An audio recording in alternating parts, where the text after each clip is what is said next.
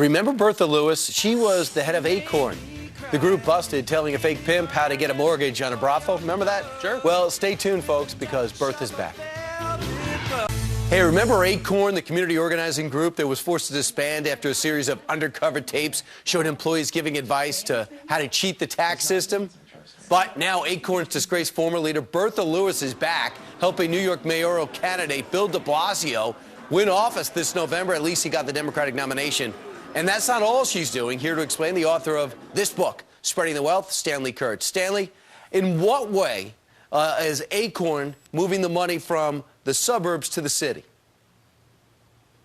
Well, Acorn, of course, strongly supported a policy called regionalism, which is a big theme of Barack Obama's administration. Although he doesn't like to talk about it, his Department of Housing and Urban Development is crafting rules right now which are about to come into effect, which are going to force new housing to be built in very densely packed cities. Barack Obama has a long history working with community organizations like Acorn, trying to find ways to channel suburban tax money into the coffers of city governments.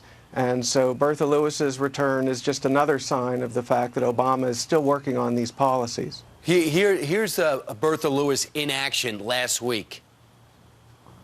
For the first time ever in history, African Americans outvoted white Americans.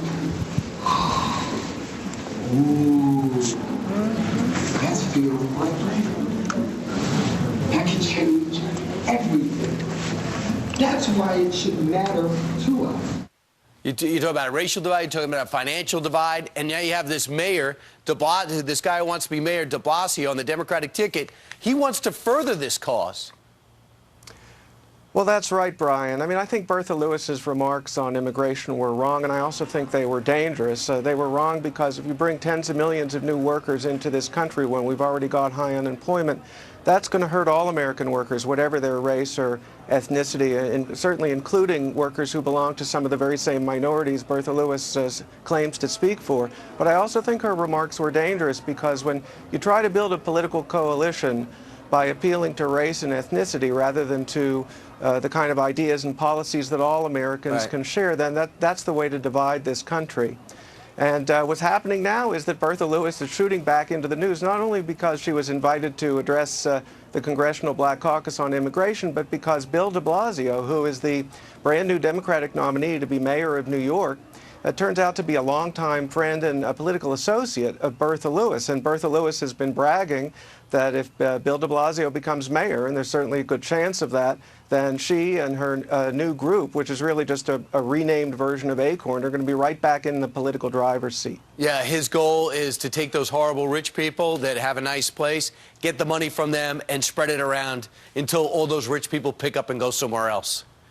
That's it, and this isn't really just a New York story. I mean, a lot of commentators, surprisingly, on both the right and the left, have been pointing to the rise of Bill de Blasio and his Acorn friends, and also the increasing influence of very left-leaning Senator Elizabeth Warren, and saying, hey, this could be the start of a big left ideological turn in the Democratic Party. Stanley, thanks so much for joining us. Appreciate it. We'll talk about this trend as we get closer to Election Day.